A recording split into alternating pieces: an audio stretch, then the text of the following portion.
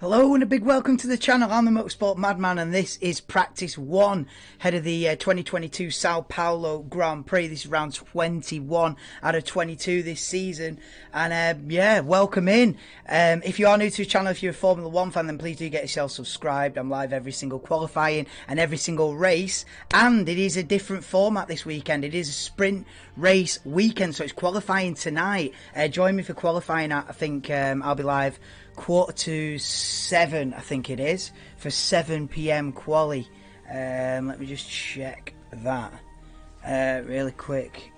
Yeah, so quali 7 PM tonight, Friday night qualifying, because there's going to be a sprint race tomorrow afternoon.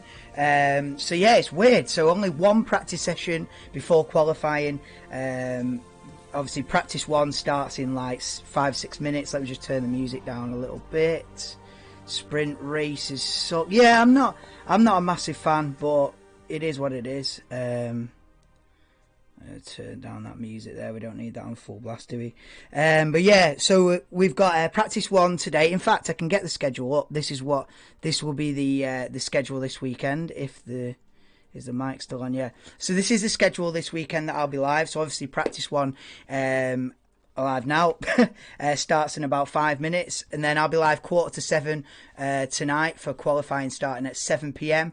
Then there's a practice session again tomorrow afternoon at 3:30 again, so I'll be live 3:20 for that. This is all UK times, by the way, so obviously I'm seeing like in the chat someone saying, does it start 11:20, 11:30? Obviously you're right in the US or something, or maybe even in Brazil, who knows. But yeah, Pumat, you're on a different time schedule than this, but yeah, so I'll be live for all the sessions. Sprint race will be at 7:30 tomorrow evening, and then the normal Grand Prix on the Sunday afternoon. That'll start 6 PM UK time. I'll be live 5:30 on Sunday afternoon for the sprint. But yeah, so a bit of a different format. The one benefit of a sprint race weekend is that we do jump straight into quali tonight, so there's not 3 practice sessions and then quali. It's just bang, 1 hour and then you straight into quali. So you know, it can throw up a couple of odd results, and we're in desperate need of an odd result this season. You know, we've had too much of the same this season. But yeah, let me just get back on that screen. Let's try and get the live timings loaded up and see what's... Yes, fine, welcome in. But yeah, welcome in to Ernesto Kim, Pooh Man. That's a great name. Parsifal, I'm doing all right. Quality time at midnight. Where are you from? Midnight, that's got to be like over where Denver is, like Thailand. Oh no, it won't be that far. It's 7 PM. Yeah, it might be over that way. Kim's in and it's live. It's Ryan's View. Yeah, it's going to be practice starting in a minute. Let's see what is Sky Sports are done with the advert breaks. Are they back on? Yeah, we're on. We're coming on. Oh god, this light in my face is going to be... My face is going to be a different colour every second. But it is what it is. Right, let's get these on so we can hear what's going on.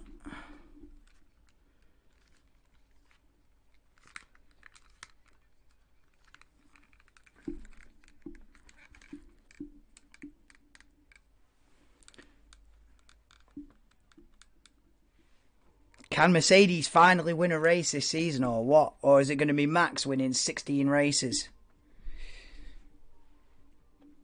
Mate, unbelievable. Unbelievable for Max, not unbelievable for the fans though, is it? Same bloke winning 14 out of the 19 races. Absolutely dead season, to be fair. Last season was a 10 out of 10 season. This season's been a 3 out of 10, I'd say. It's been a 3. I've done my best with it, do you know what I mean? When the races start, you know, I give it the full beans, but in the back of my head I'm thinking, this season died in about June. And so did the channel. I'm thinking to myself, oh, why did I get loads of views in June and I don't get any views anymore?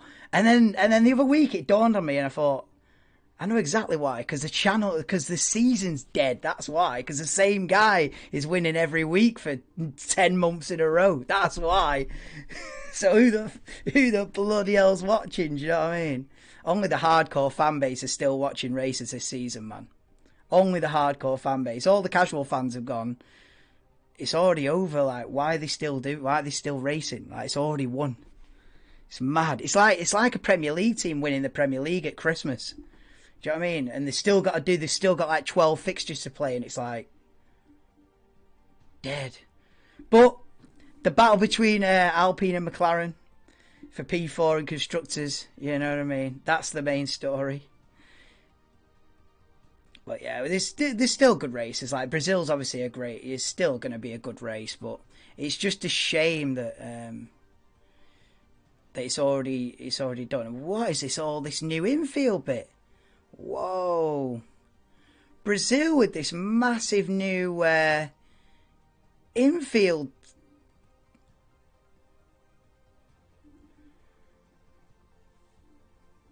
Well, you can't knock them for lack of funding here, because I tell you what, they've built like an entirely new complex in the middle of before the last couple of corners. That was just a field. That was just a field up until now. Now they've built like a full like stadium in the middle of the field. Mad one. Is it? I doubt it, Ryan. No, I doubt it, because there's no football on, is there? So I doubt he'll do a Demcast off the cuff. He'll probably bounce from a game to a Demcast, but we'll see. Merc doesn't have straight line speed. Really? How do you know? Don't know what setup they're going to go for. What if they go loud? What if they go low drag, and they're rapid on the straights? No, honestly, on a legit one, I think that Mercedes will have a chance here. Mind you, we'll see it at the end of this session. What's the scenario? Nick De Vries. Yeah, so Norris is taking part in the session as normal. Norris has been ill, but he's back in the car. I think there was a bit of a concern that Norris had missed this session or whatever. I think Lando Norris has had food poisoning, but anyway, he is well enough to take part. But it's weird that McLaren's reserve driver is Nick De Vries. Like, why is everyone's reserve driver the same bloke? Nick De Vries, I swear he's driven for like 4 or 5 teams this season. It's mad. Or like, even if he hasn't driven for them, he's been in like 5 out of the 10 teams overalls this season. You know what I mean? He's done a bit for Aston Martin, a bit for Mercedes, a bit for Williams, a bit for McLaren. He was almost stepping in for McLaren today, and then he signed for AlphaTauri next season, so he's in AlphaTauri stuff. But Nick De Vries wants to do a lap for every single team. It's madness. I remember a driver called Robin Frines or Robin Frins, I don't know how you say it. I remember him doing a young driver test, and he tested for like 3 different teams in the same day. And I remember that being wild, but Nick De Vries driving for like 5 teams over a season is definitely wild. Nick De Vries, yeah. Oh yeah, they got confused, didn't they, the other day in Mexico? Oh, is it Ryan? Has he told you that personally, has he? Because I doubt that it's going to be tonight. Because there's no footy on, innit? But yeah, FP1's underway. And we'll see what the relative pace is between the top 3, between Red Bull, Ferrari and Mercedes. Ferrari will weirdly like off the pace in Mexico. They were saying that they turned the engines. Well, on Sky they were saying they turned the engines down in Mexico and they didn't have the right balance or whatever. So we'll see if Ferrari are back on the pace here. They're trying to, as well on Sky, they're trying to hype up this battle for P2 in constructors, which is 40 points the difference between Ferrari and Mercedes, which for me is way too much. If the gap was like 10, 20 points, then yeah, game on, but 40 points? Nah. But yeah, they've built loads of new grandstands and like... Yeah, that's mad. On the infield section between the... what do they call that second class corner? Jung Chao. Yeah, on the field between Jung Chao and the backs in between the main straight. He said tomorrow after football, he's drinking all day.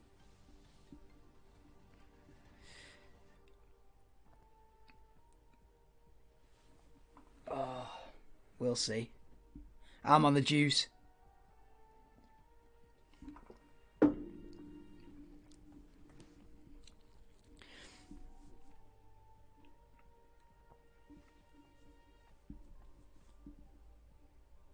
If it's hard to see the data, what I can do is make the background like dark. Let me try, yeah, because them lap times are like impossible to see in it. Let me just change. Right, what I can do is, I was messing with this before and I was like, do I just make the background dark to so you can actually see the actual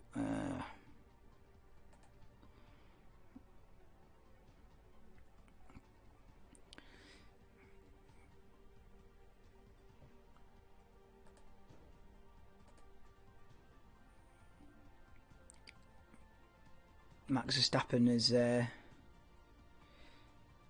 just braked too late into turn 4 and gone wide. Right. I thought I'd left that on there. Yeah, but we can just go like that, bang. Now, it looks like it's night time, but the point is you can actually see the fucking... See, that's better, innit?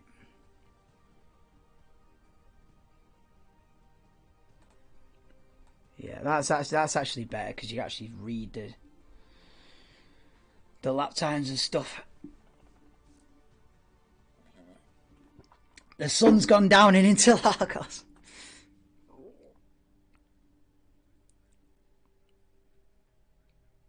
Yeah, it's actually mad, innit, Parsifal? Yeah, don't underestimate Ferrari's ability to snatch defeat from the jaws of victory. Just about sums up their season. It is unbelievable. Considering the speed of their car, what they've managed to do with that Ferrari is criminal. Absolutely criminal. Welcome in, Omni. Welcome to the stream. 5 minutes into FP1, ahead of qualifying tonight. So we're not a lot of preparation. 1 hour of preparation, then bang, quali tonight, 7 PM UK time. I'll be live 1:45. And then we've got sprint race tomorrow. Sprint race tomorrow night, and then normal Grand Prix on the Sunday. They are actually talking about making the sprint race a standalone event, which would be much better. So instead of it setting the grid and all that, it's just its own race, which would be better. Oh, they're looking at what have they got on the screen here? Car development.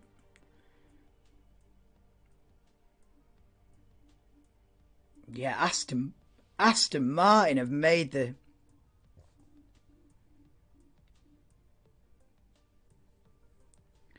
Yeah, Aston Martin are most improved out of the city. Well, the data from whoever provides this data, is it something linked to Amazon? Whoever provides this data are saying that Aston Martin are the most improved, and I agree with that. You know, Aston Martin were nowhere in the beginning of the season, and now, you know, Vettel's picking up P6, P8s. And the opposite with some other teams as well, you know. Like the same with Haas, have gone backwards. Alfa Romeo have gone backwards since the start of the season. I think Alfa Romeo scored like 49 of their 51 points in the first 9 races. And they scored like 2 points since Austria or something. I think they scored 2 points since Canada, Alfa Romeo. It's absolutely mad. Early quality predictions. Oh, this is wild early to say, isn't it? But it's only one man in it. It's not one of them seasons. It's one man in it. We all know who he is. Yeah, 4 points. So those are the things to look at, really. These last couple of races, you've got the battle for P4 in constructors between Alpine and McLaren. I think there's 7 points in that. Then you've got the battle for P6 in constructors, which is, like you say, Aston Martin and Alfa Romeo.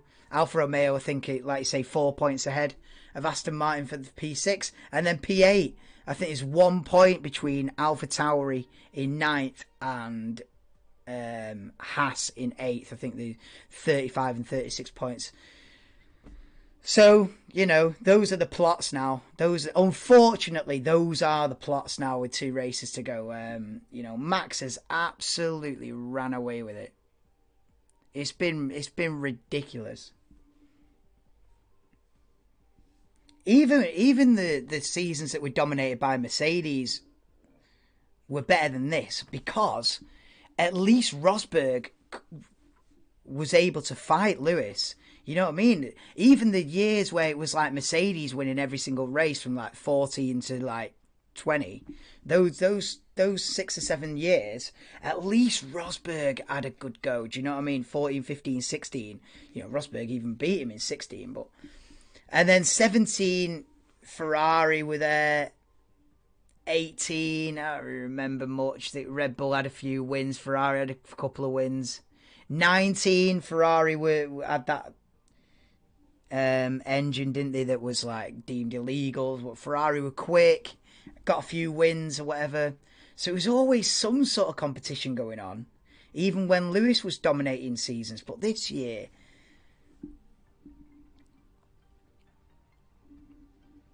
it's grim, because last year was so good, and the last few years have been good with random podiums, unlikely podiums, unlikely winners. We've had none of that this season. I think only Lando Norris outside the top 3 teams has been on the podium, which is it's crazy. But big ups to Red Bull and Max. They've absolutely walked it.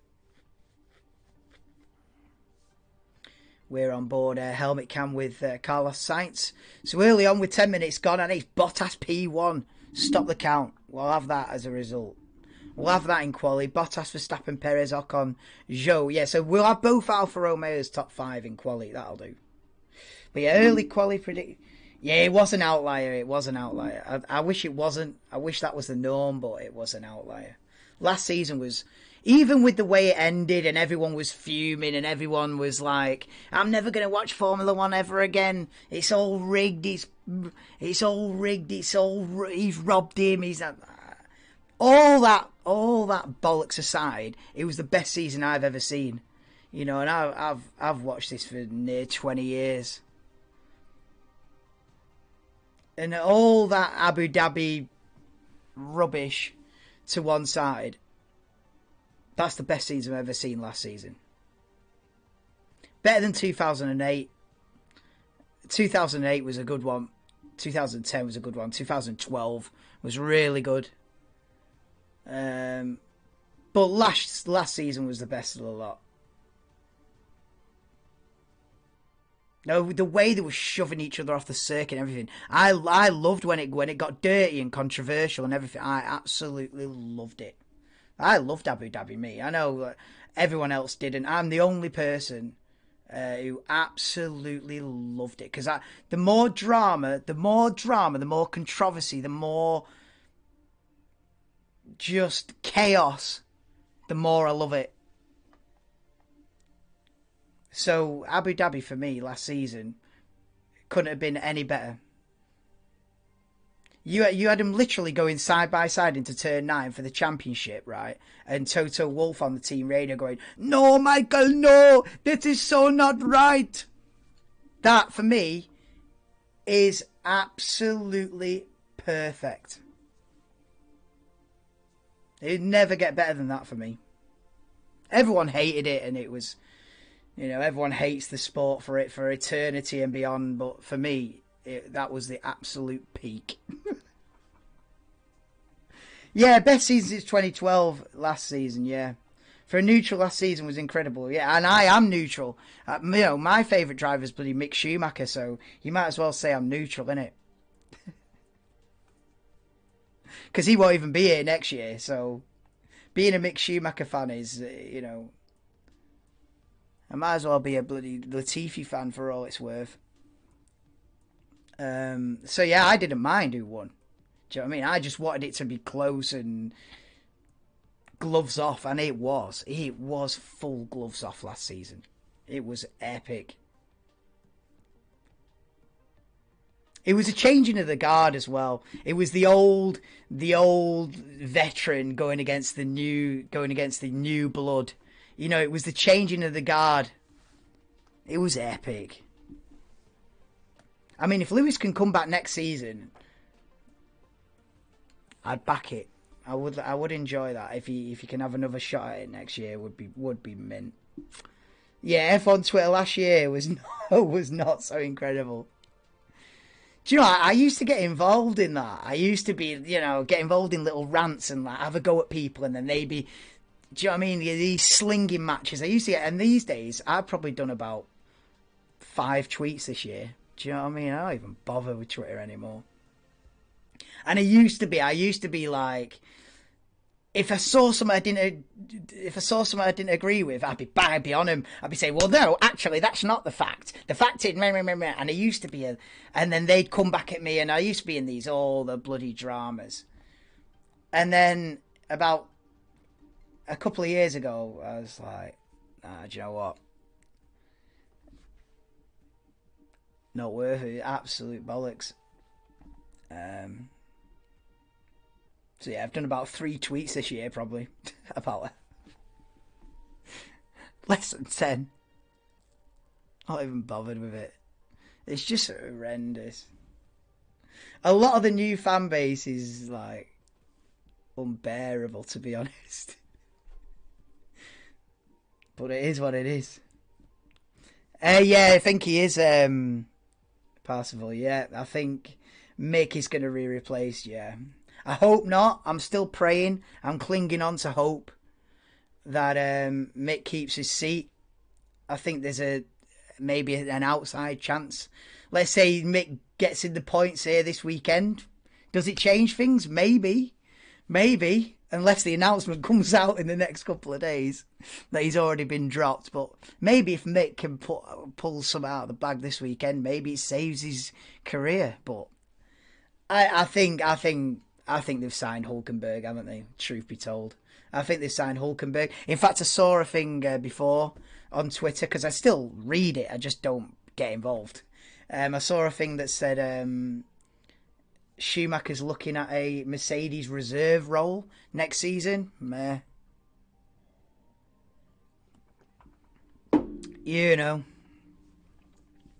So it's unfortunate.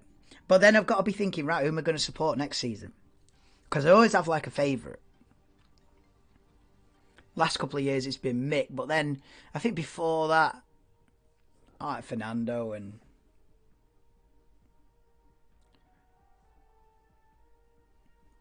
Pierre Gasly. I like, but I'm gonna have to see where I go. It is uninspiring, isn't it? To bring Nico Hulkenberg back, he's like 35, 36. He's had his turn, Nico Hulkenberg. But, do you know, if they do that, I think it's about, like,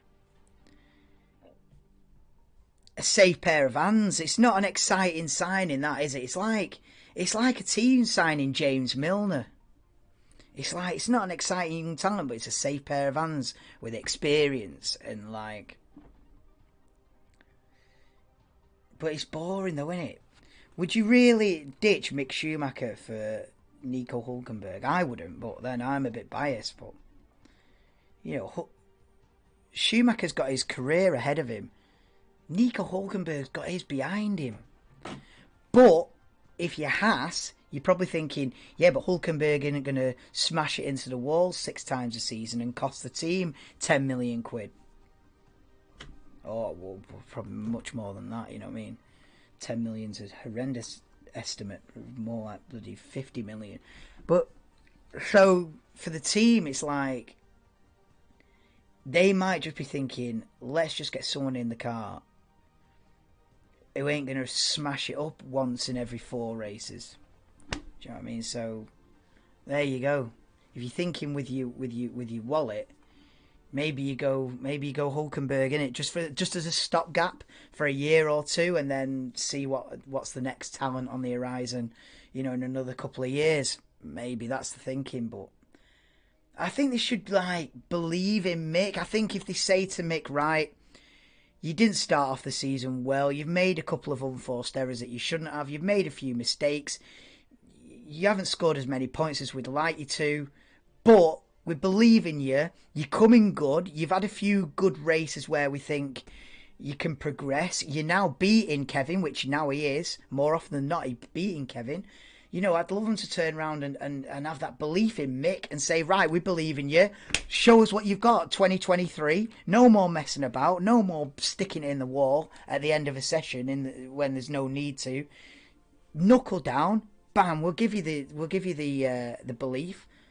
And I reckon Mick could come good. You know, I think give him one more chance, one more year.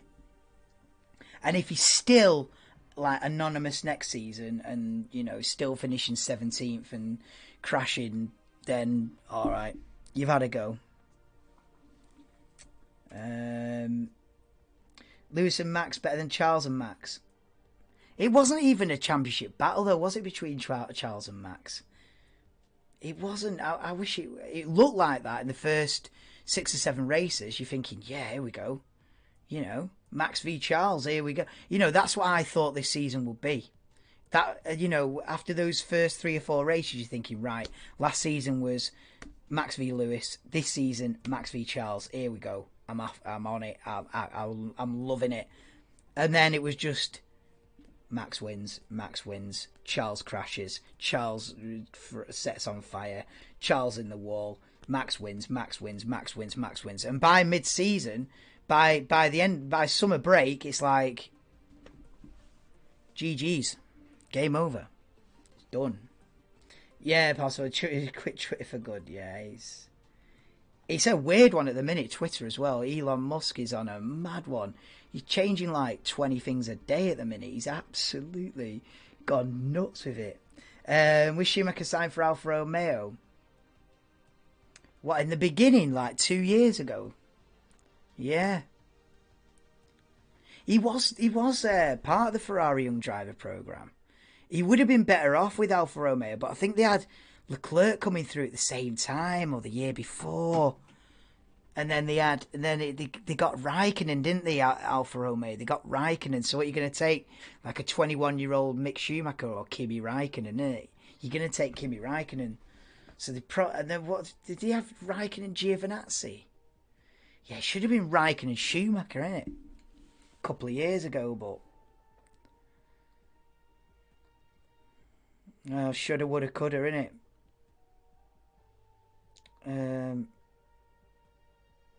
What's this camera?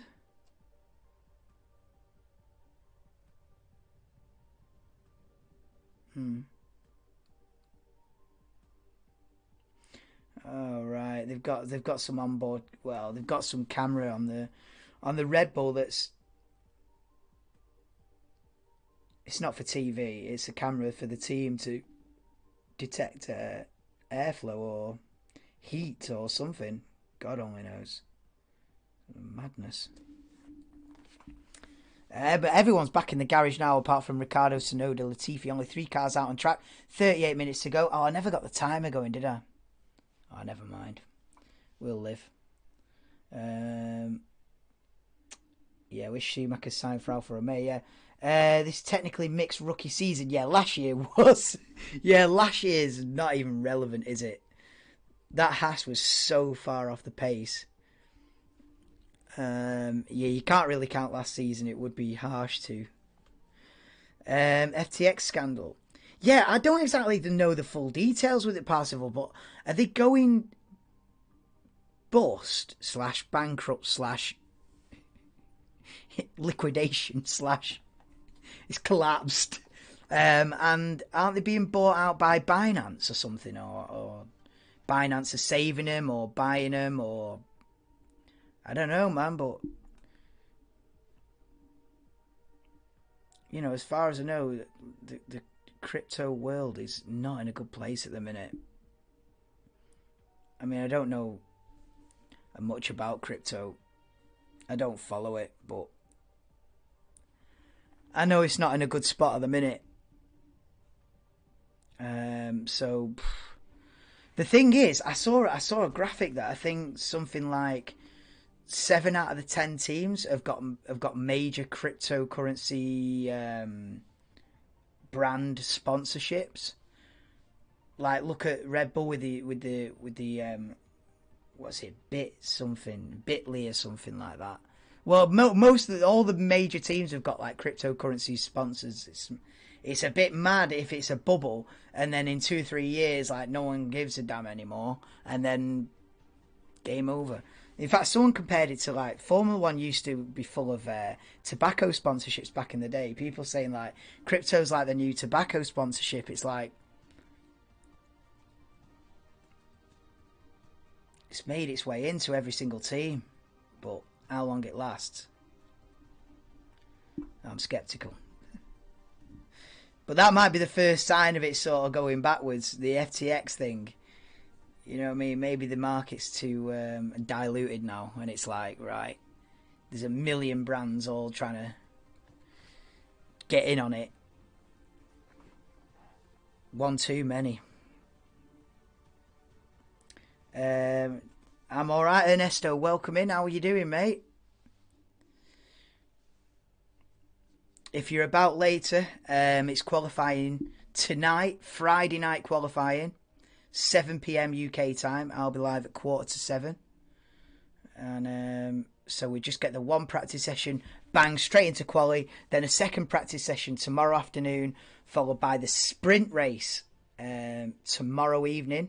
I think that's 7:30 tomorrow evening, the sprint race. And then the full Grand Prix Sunday, 6 p.m. I think. Yeah, Sunday, 6 p.m, the race. So, yeah, different format. The third and final of the 3 sprint race weekends. I think they did it in Imola, I think was a sprint. They did it in, was it Austria? And then this third and final one in Brazil. But, yeah, we've got Verstappen quickest with 35 minutes to go. We've got Verstappen quickest on a 1 minute 13.5. Bottas still second quickest, but on the medium tyres, you know, Verstappen's quickest on the hard tyre. And no one's really come out on the softs yet, apart from Sergio Perez, who's just come out of the pits now on the soft. Maybe they'll start to do some soft tyre running now. But everyone's just done some basically longer runs on the medium tyres, on the hard tyres, just to get a feel for it before you really start to push. That's why I've not really been talking about the lap times in the first half of FP1. It's not really anything to look into. Maybe the end of FP1, maybe, and then. But once we get into quali tonight, that's where the times really do matter. As Perez absolutely smashes the time because he's on the soft tyre and it's the first proper push lap of the weekend, and it's Perez at 1:11.8, a full 1.7 seconds quicker than Verstappen on the hard tyres. And look at the radical design of the Alpine side pod. Alpine's one of the teams that have probably brought the most development to the car, really. You know, that's the side pod of that Alpine is mad. There's barely anything of it left. They've sculpted that much of it away. As we see Sergio Perez bouncing over the curb. And Mick Schumacher goes P2. Let's go. This is the thing. You don't read into the times unless it's Mick Schumacher. If it's Mick Schumacher, I'll read into the times and I'll celebrate every little victory, because there might not be many more to celebrate. So Mick P2, 1.5 seconds off the pace. We'll forget that he's 1.5 off and everyone's going to go in between Perez and Schumacher on the timing boards. But, bang, we'll have it. Stop it right now. I'll call that a quits. He's going on long fuel runs. Yeah, I think he was. Let's go, Lil Schumi. Yeah, man.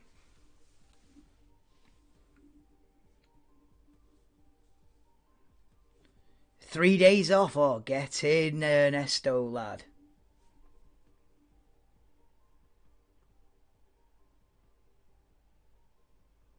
Get in, Ernesto. You have to get on it with us then. If Denver does a stream, I don't know what he's planning, but I'm sure something will happen this weekend, because we've had a month off, haven't we?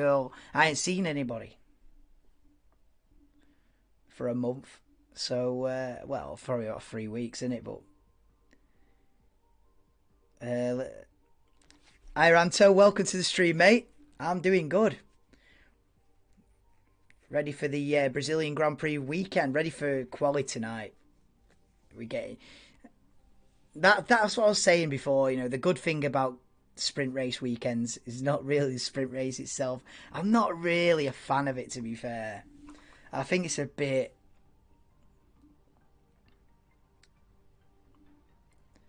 I don't know. I think you've got to do a standalone sprint race so that it doesn't affect the starting grid. I think you've got to do the qualifying, and that sets the grid for the race. And then you've got to do a sprint race that no matter what happens in the sprint race, you still get the qualifying's unaffected. Because what can happen is you could qualify for the sprint, and then what if you DNF in the sprint or you crash out in the sprint? You can start at the back in the race. It's not worth the risk. So they need to separate the sprint race and have it as its own event so that it's unaffected. So you could like go balls to the wall in the sprint race, crash out, and still start in the same position that you're going to in the race anyway. So then it's not massively punishing. Therefore, be more entertaining. Yeah, they've got to make it a separate event, the sprint race. But yeah, Verstappen purple sector 1. He's on the soft tyres now, so we're getting people are starting to. Whoa! Have I got a see-through head? Have I had a see-through head the whole time? I'm not even been looking.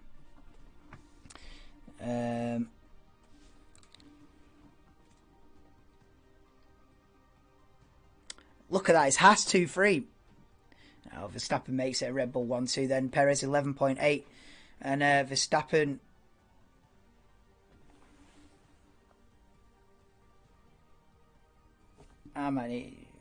it's only a few seconds slower the live timings. I can live with that. 8 thousandths of a second between Perez and Verstappen. Is victory in Mexico establishing a new single season? Yeah, man. With Verstappen winning last time out in Mexico, he breaks a record. 14 wins in a season, never been done before. Although, like we're saying in Mexico, that is kind of...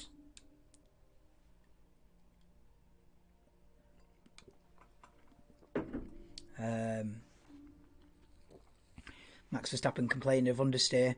But yeah, that stat of, Verstappen winning the most races of anybody in a single season is a little bit obscured by the fact that there's more races now than there was in like Schumacher's day or even in Vettel's heyday. You know, when Vettel's was in the Red Bull days, there was probably 18 races. But anyway, it doesn't really matter. The point is he's absolutely dominated it. I think, but for that stat to be relevant, you've got to go off percentages. You've got to go off how many what's the percentage of races he's won? And even on that, he's right. He's got to be right up there.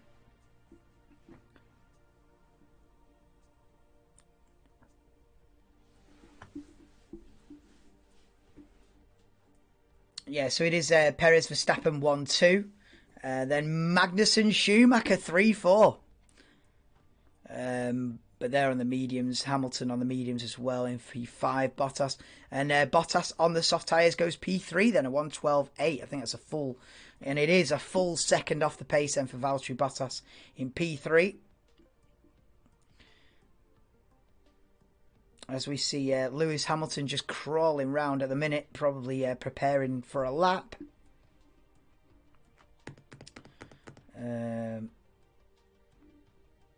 Yeah, so Ernesto on the proper 12, is he? Yeah, got on the proper 12, Ernie.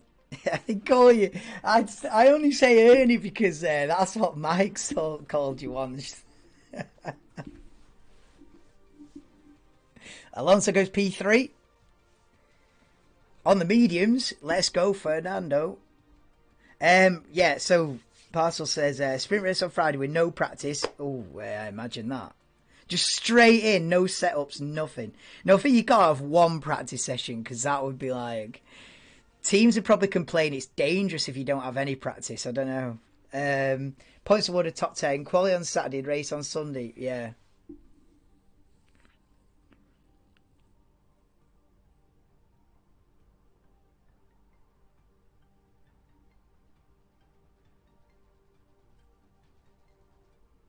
No, I do 2 Friday practice sessions, because you've got to remember people at work and that, innit? So people, unless it's on a Friday evening, but Friday during the day, have you practice 2 practice sessions, hour each, right? Then Saturday I do like a lunchtime qualifying, or like a midday qualifying, and then a mid-afternoon sprint race, and then the Grand Prix is normal on Sunday. Yeah, I do it like that. So you're getting rid of a practice session, basically. Yeah. I don't know about a race on a Friday.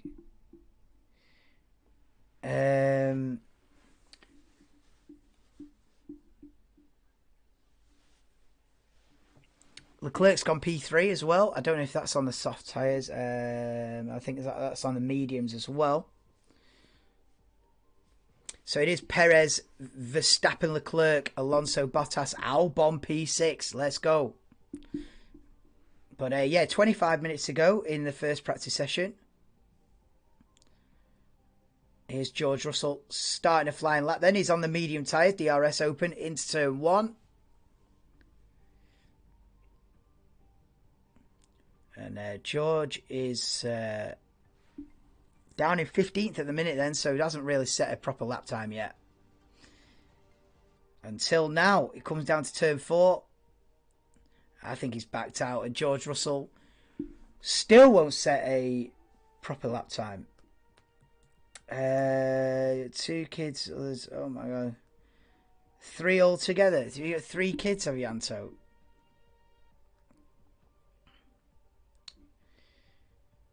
Good luck to you, mate. Replay on board with Kevin Magnussen. Up to turn 8.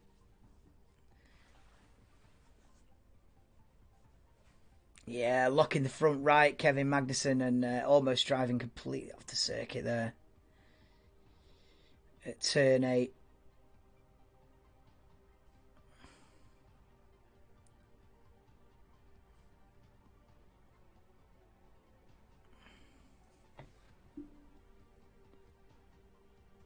Replay on board Max Verstappen.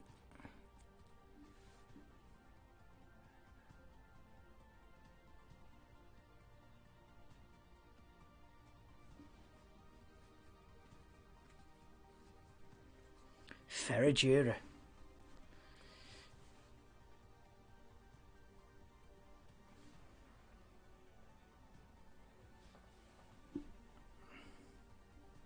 Feel sorry for yourself.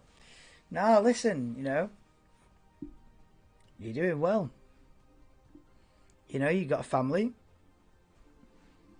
You're doing all right, mate. Hamilton pits then.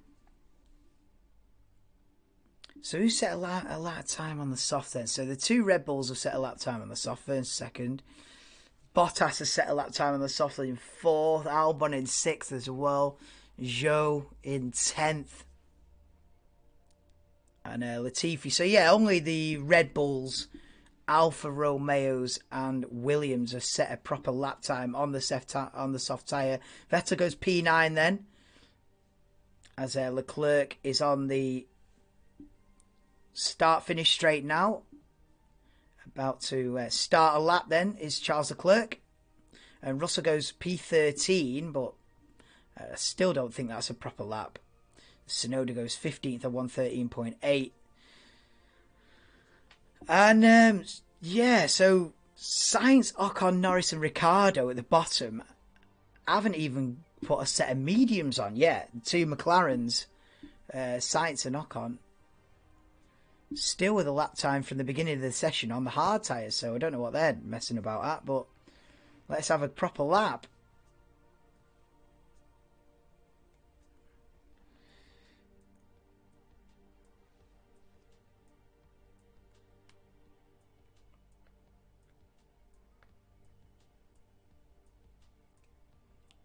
Hairpin turn 10 on board. Helmet camera with Charles Leclerc. Now the long turn 11 flat out. Down to Young Chow turn 12, 90 degree left. Struggling with the rear end on exit. And now up the hill flat out all the way round. Turns 13, 14, 15. Which are not really turns. They're just kinks in a straight that goes all the way round the top of the circuit. And then braking hard into the centre S is turn 1 and 2 and 3. All afternoon, Simon. How are we doing, bro? Why sprint race very late? Yeah, so what they're doing, Anto, is they're testing a different format to the race weekends. And this season, I think they started doing this last year. So this season, before the season started, they decided there's going to be 3 events where they were going to have sprint races. And those 3 events, Imola, way back in like April, Austria, which was in like July, and then Brazil, which is right now. And those were the 3 events selected for a sprint race format, basically to see, just to test something out, to see, if the fans like it, the drivers like it, see if it's a hit or not. I'm not really a fan of it, truth be told, but there are going to be 6 sprint race events next season, so they're doubling it. I think they've got to tweak it a bit. But so yeah, Brazil was selected long ago to be a sprint race. I think Brazil was actually a sprint race venue last year as well, because I think Hamilton had to come through from the back. Yeah. I think they try and pick tracks that are easy to overtake on, so you get more bang for your buck if you're there. No need for it. Nah. I don't think there is a need for it, no. I think it's sort of one... I think it's one for the casual fans, where it's like... The argument for it would be where you get 2 races in a weekend. So you get your sprint race and your Grand Prix. So you get 2 races in a weekend. So if you're a casual fan that may or may not watch it, if it's a qualifying session, you might be like, meh. Whereas if it's a race, you might be like, oh, go on, then I'll watch the race. Because it's a sprint race. I don't know what it's about. It's not for me, really. For me, it dilutes the main product, which is the race. For me, it kind of dilutes that. Because now it's like... sometimes it's like a repeat. Sometimes it's like you've seen the pace of everybody from the sprint race, and you just get in that a longer version the following day. It's like you've already know the script. I don't know, man. I don't know.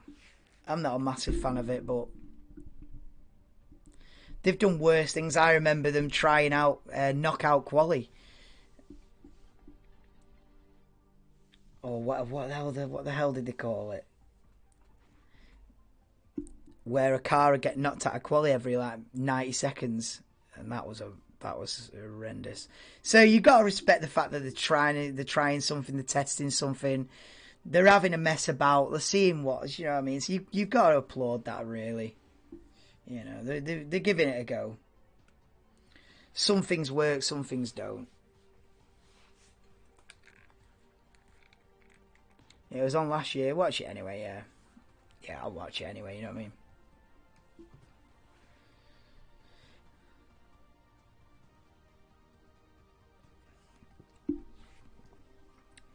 Yeah, I'll watch it anyway. It's like, I'll watch him do winter testing, you know. I'd watch Nicholas Latifi drive around on his own on a test day. Do you know what I mean? I'm not. If it's on, I'm watching it. So for me, but for the casual fan, yeah. Sprint race is probably better than a bit more exciting, isn't it?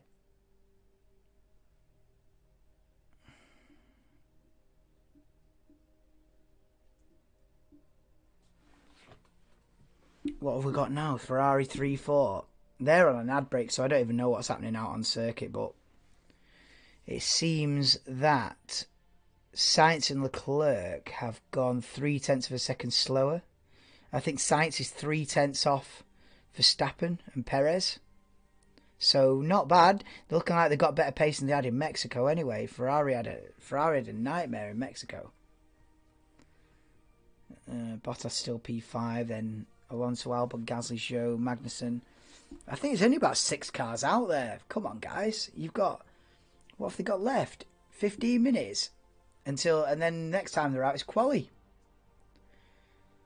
Hamilton complaining about the car. Feels like the rear's just floating around. No grip, particularly on the rear. So Hamilton complaining of low rear grip. Verstappen complaining of understeer. Is anybody happy? I tell you what, the sky's looking a bit dark.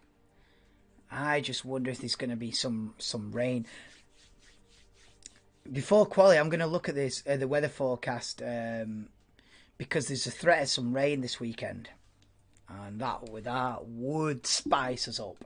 But you only want a bit of rain. Too much rain and the whole thing gets cancelled, delayed, slung off the face of the earth. We don't want too much rain. We just want a sprinkling. Mick Schumacher P13. We're following him up the pit straight and round. He's got another special edition helmet as Mick. He's running blue on blue. Looking like a blueberry this weekend, Mick Schumacher. Goes P4. Let's go. Actually, being less than half a second off the Red Bulls isn't that bad, is it? Mick is desperate for some points. It might save his career, you know, like I was saying before. Mick Schumacher getting points here this weekend might genuinely save his career. That's how crucial it is. There isn't a man on this grid that it's more crucial for to score points this weekend. There isn't. It's absolutely... It could be make or break for Mick Schumacher. These 2 races could be absolute make or break. But the decision could already be made. I've got a suspicion the decision's already made, that they've already dropped him, which is brutal. It might be just is what it is. Russell crosses the line then and improves to P4. 12.1. Exactly the same time as they've... Sainz on the medium, 2.5 off the pace, is a good lap. Yeah, Sainz in P3, 1/4 of a second off the pace, is actually looking like a very good lap. With 13 minutes to go in practice 1, I'll be back again for quali at 6:45 this evening.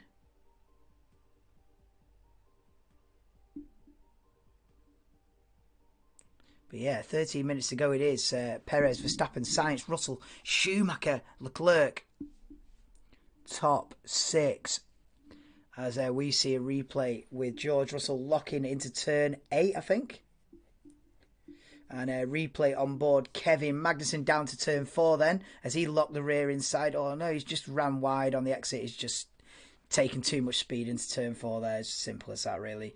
Runs wide off the circuit. I assume in qualifying, if you do that and you run all 4 wheels too wide, you will be lap time deleted, I assume, in quali if you do that. Carlos Sainz looks like he's on a quick lap then, coming up to Zheng Chao round there. Oversteer all over the... Wow. Yeah, he tried to put the power down then. The rear end went no chance. Russell enters the pits. Sainz across the line then. Does he improve? Nope. Stays P3 then, Carlos Sainz. He is on the mediums though. I think Ferrari looking pretty good. But then again, they look pretty good every single weekend, but it's only one man that comes out on top by the time you get to Sunday night. And that is Max Verstappen. 14 wins in a season, more than any in history. Crazy situation.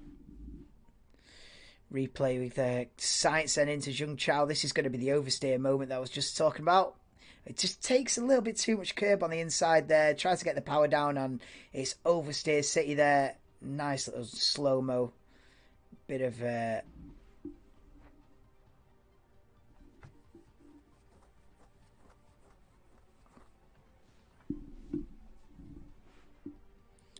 as we see Verstappen. Verstappen's back out on the used soft tyre then.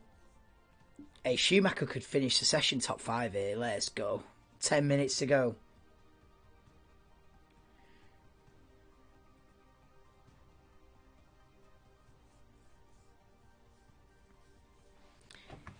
Yeah, as Karun is saying on Sky, there is a few unknowns going into quali. That's the way you want it, really. Do you really want 3 practice sessions and then qualifying? Or do you just jump into quali near enough blind, not knowing who's quick and who's not? Yeah, much better. 1 practice session, then quali, bang. That's the main advantage of a sprint weekend. 1 practice session, bang, quali. And then, weirdly, another practice session tomorrow afternoon before the sprint race. So the grid's set, and then they do another practice session. Work that one out. As Vettel goes P4 on the soft tyres at a 1 minute 12.1. Vettel in the Aston Martin. I'll tell you something as well. Vettel's been on great form this second half of the season. He's been one of the best drivers on the grid this second half of the season. You know, Alonso and Vettel, despite them coming towards the end of their careers, well, Alonso might try and do another 3-4 years if he gets his own way, but despite them being old veterans of the sport, Alonso and Vettel have been fantastic second half of the season. You know, still got it, never lose it for Sebastian Vettel, and he's retiring after Abu Dhabi. So Vettel's only got 2 races left in his career. I think he's retired too soon. I think he's still got another couple of years in him, but he's going. That's it. Russell coming around the final corner then and up the hill.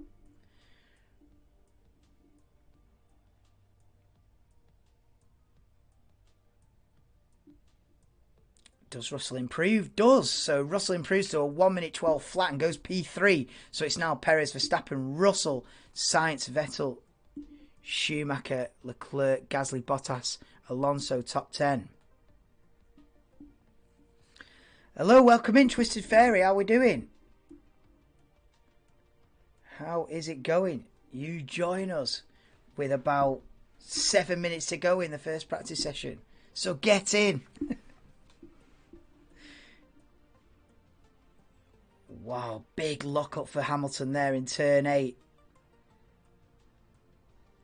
He's hit the brakes whilst the car's still on the curb on the outside, and it's just gone, nah, you're having a laugh. He's just locked up all the way over the curb. Then he locks the front right as he turns in. That was an absolute disaster. As we go on board, Pierre Gasly replay exit of Zheng Chao and a massive snap of oversteer on the curb. Whoa, yeah, nice one for the slow-mo cameras there, Pierre Gasly, who got P2 at this race a couple of years ago in the Toro Rosso. I remember the drag race to the line with Hamilton for P2 about 3 years ago. That I'm good, Twisted. I am good.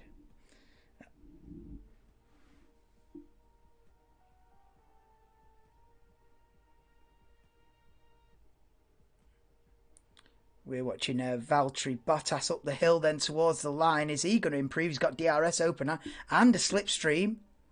And does improve to P8 then. Valtteri Bottas on the soft tyre now. And is that Leclerc going out on the soft? Right, Ferrari going out on the softs with 6 minutes to go. Final preparation before qualifying this. So I think Ferrari are going to be quick. I think Ferrari go quickest. I think Ferrari now will end up this session 1 and 2. That's my prediction. And I'm going to go Leclerc pole tonight. That's my prediction. In fact, I go Leclerc Sainz front row tonight. I reckon they're looking quick. But we're about to find out how quick. As Alexander Albon comes up the hill then. Esteban Ocon with the toe behind him as well. Go on then. What can Ocon do? Ocon goes 11th. Yeah, no worries, Twisted. Yeah, no worries. Thanks for hitting the like. Yeah, if you can hit the like, anybody, you know, it helps out the channel, helps us get noticed, and we can have a few more in, especially next season. You know, next season I want to get this channel growing and see if we can make some moves next season. But yeah, see you about later, Matt. You know, you never know. You know these panels. You never know who's going to be live. We might be on a Geordie Den. We might be on a Demcaf. You never know where we end up. So I might see you around. But yeah, Yuki Tsunoda.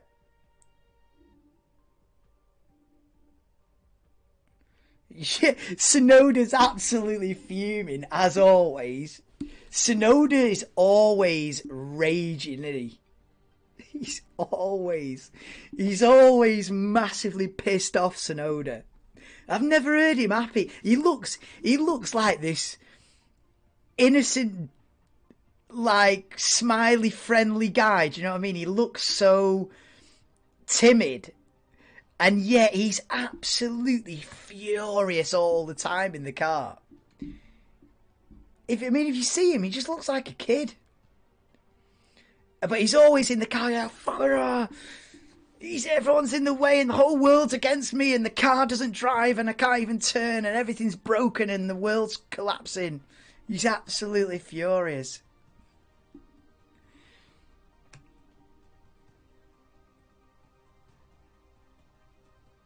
I'd have loved to have seen some magic from Yuki Tsunoda this season. Do you know what I mean? But it's just not been. He's been anonymous. And anonymous is the worst thing to be in Formula 1. Anonymous is the worst thing to be. Leclerc quickest in middle sector then. Is he going to go top? I think he is. Oh, Pete. How has he split the Red Bulls? What the hell, man? There's 0.008 of a second between the two Red Bulls and Leclerc splits them. Ridiculous.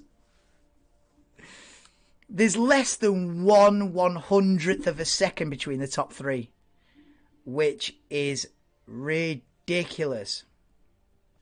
Ferrari are now 2nd and 4th then, with Mercedes 5th and 6th. How far are Mercedes off the pace? A 12 flat. So it's going to be clear. Quali's going to be... Oh, Quali's any one of 10 cars. Any one of 6 cars in it for pole. Because if Lewis pulls together a perfect lap, or George, they've got half a chance. Because it's only like a very short lap.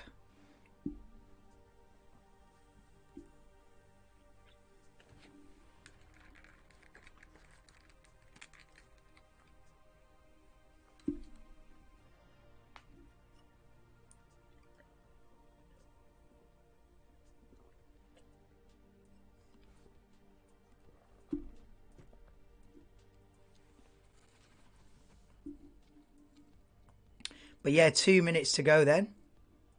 Everyone's completed about 27, 28 laps, which is not bad going. Yeah, I tell you what, the Alpines haven't done a soft tyre run. And I don't think McLaren have done a soft tyre run either. Yeah, Alpine and McLaren both have not done the soft tyre run. And are they going to right at the end of the session? It doesn't look like it, with a minute and a half to go.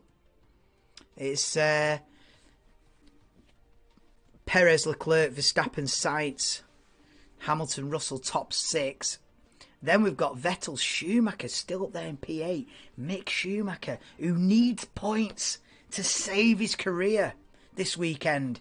If Mick Schumacher can pull this kind of performance out in a few hours in quali tonight, then he stands half a chance this weekend.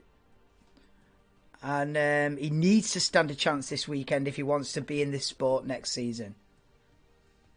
As we are watching Sebastian Vettel then in his penultimate race of his career this weekend. Into Zhou. We're now on board Sebastian Vettel, 4-time world champion. People don't even realise that anymore. The new generation don't realise that Sebastian Vettel had his heyday. There were years where Sebastian Vettel was dominating like Verstappen is now. There were years where Vettel was unbeatable. As it comes round the final sector then. Flat out round turn 11 down to Zhou, turn 12. Careful the rear end on exit. Oh, it's nice. He's uses all the curb and no oversteer to be seen. And up the hill now, 14 seconds to go in the session. DRS open. And can he improve? Go on then, Sebastian, and stays P7. He can't break into that top 6 of Mercedes, Ferrari and Red Bull. And that's it. Friday practice 1 is done. And people will just cross the line to end the session then. And it might end up with Mick Schumacher in the top 10. So get in. If you have enjoyed it, please do drop me the like. And please do subscribe if you're into Formula 1. I'm live every qualifying and every race. Qualifying is tonight, 7 PM. I'm live for 6:45. And then we've got sprint race and all the rest of it tomorrow. And then full race on Sunday, 6 PM. So yeah, that's it for FP1. We'll just let everybody cross the line. But yeah, it's going to be Perez quickest in FP1 in Brazil, from Leclerc, Verstappen, Sainz. So the top 3 separated by 8 1/1000ths of a second. I couldn't believe when Leclerc split the 2 Red Bulls. The 2 Red Bulls set virtually the exact same lap time, and Leclerc plonked himself in the middle.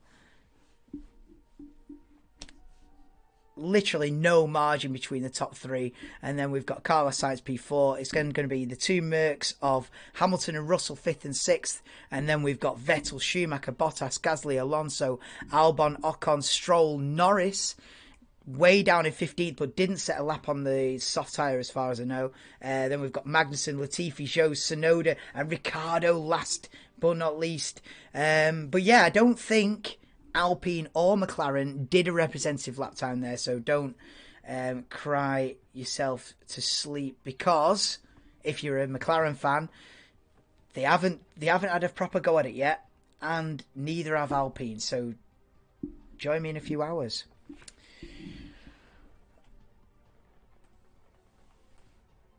Right, guys. That's all from me for now. Like I say, what are we on? It's 4:30, so just over 2 hours. I'll be back live for a Friday night qualifying session. So join me then, because it's certainly going to be unpredictable with the top 6 separated by a couple of tenths a second. Like I was saying, if any one of those top 6 gets a perfect lap, you know, Lewis can potentially be on pole for the sprint.